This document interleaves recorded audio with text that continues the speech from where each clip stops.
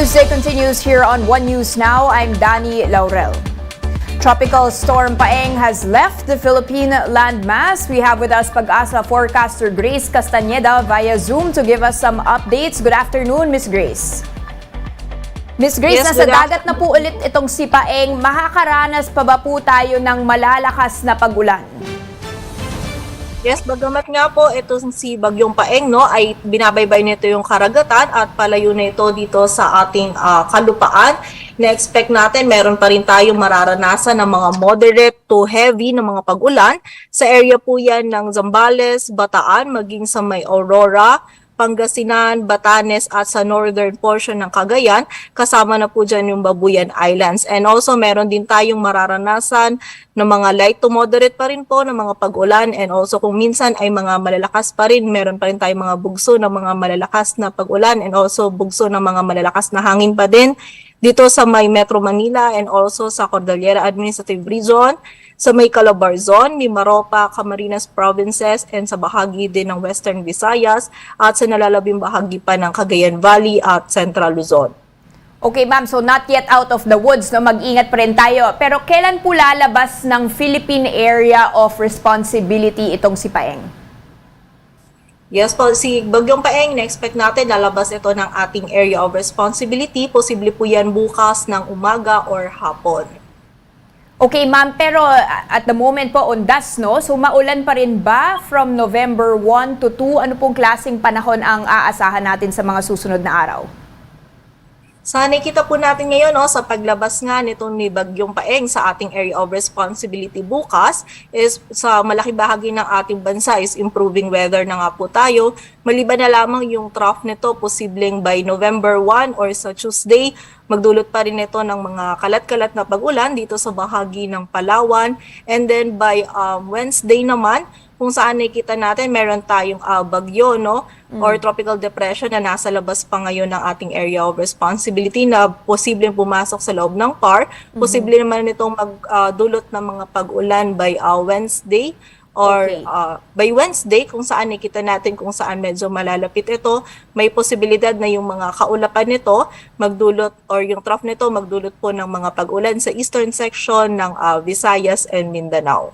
Okay ma'am, so itong tropical depression po, specifically po anong mga lugar ang posibleng maapektuhan?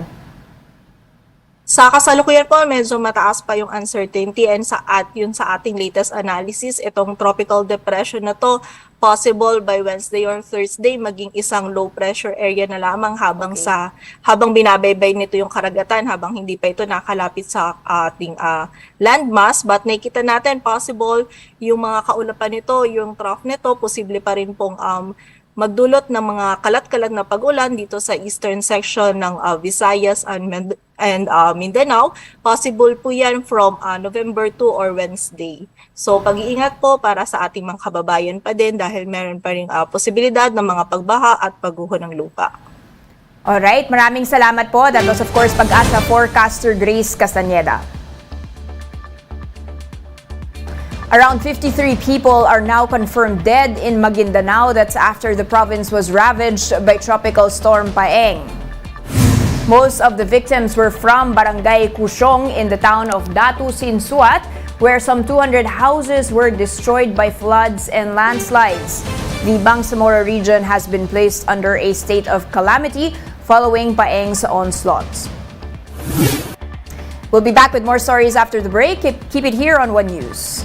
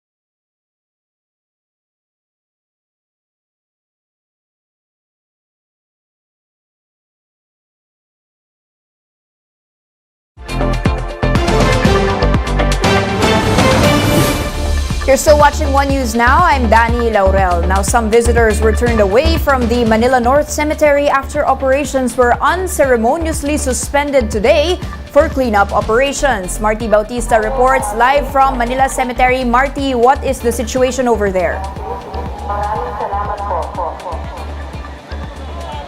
Danny, a number of people took their time off to visit their departed loved ones here at the Manila North Cemetery this Sunday, but all of them were asked to turn around and go home. We spoke to Shane, who only had today to visit her departed grandmother before she returns to school. Shane is currently in the middle of her on-the-job training. That's why she had to schedule her visit in advance. But Manila City officers stopped her and her family from entering the cemetery. According to officials, cleanup operations inside the cemetery had been scheduled today. The Manila North Cemetery was closed on Saturday amid the threat of Tropical Storm Paeng. The problem today is none of the visitors were informed beforehand that there would be a cleanup drive. Some visitors were clearly frustrated, like Cherry, who even appealed to officials at least to allow them to light one candle. Cemetery officials remain firm, however, that they will not allow these activities for today. Danny, according to the MMDA officials stationed here, visitations will be allowed from November 1 to November 2 from 5 a.m. to 5 p.m. once the weather clears. Danny? All right, so hoping indeed for that weather to clear. Thank you so much. That was Marty Bautista reporting to us live from the Manila Cemetery. Provinces in the Bicol region are currently reeling from the effects of Tropical Storm Paeng. Gio Robles has this report. President Bongbong Marcos is being urged to declare a state of calamity following the onslaught from Paeng. The Bangsamoro region, the province of Aklan, and the province of Albay are all under a state of calamity. The declaration aims to allow local officials to use additional funds for disaster response and impose a price freeze on basic commodities. Signal number 3 was raised in Bicol after then-severe tropical storm Paeng made 2 landfalls in the region, first in Veraca, Catanduanes, and the other one in Caramoan, Camarines Sur. Over 80,000 people were evacuated ahead of Paeng's impact on Friday. So far, no casualties, injuries, or people missing were reported in Albay. Evacuees have been allowed to return home as well. Over in Tabaco Port, sea trips were suspended due to inclement weather but resumed earlier today. There were over 150 passengers stranded in Tabaco Port. Some of them temporarily took shelter at the Tabaco National High School. Among them was Teresita Desalia. She was not able to hide her frustration after being stuck here for over 2 days. Gusto ko pong manawagan kay Gob na ilibre na lang po yung pamasahe namin papunta ng Catanduanes kasi po naubos na yung budget namin. Teresita is afraid she could no longer afford a trip back home to see her ailing husband in Catanduanes. Gusto na nga namin umuwi kasi asawa ko stroke nandun po sa Veraca. Meanwhile, relief pack distribution is ongoing in Camarines Norte. The provincial government says more than 2,800 families or over 10,000 individuals are affected by Paeng in the province. Clearing operations along major roads in Camarines Norte are also underway. For News 5, Gio Robles, we are One News. And those are the top stories of the hour. Join us later at 1:30 p.m. as we continue to monitor the day's biggest stories. You can also catch One News on the Signal Play app. Register for a free account now. That's at www.signalplay.com and stream One News live anytime, anywhere. I'm Danny Laurel. We are One News.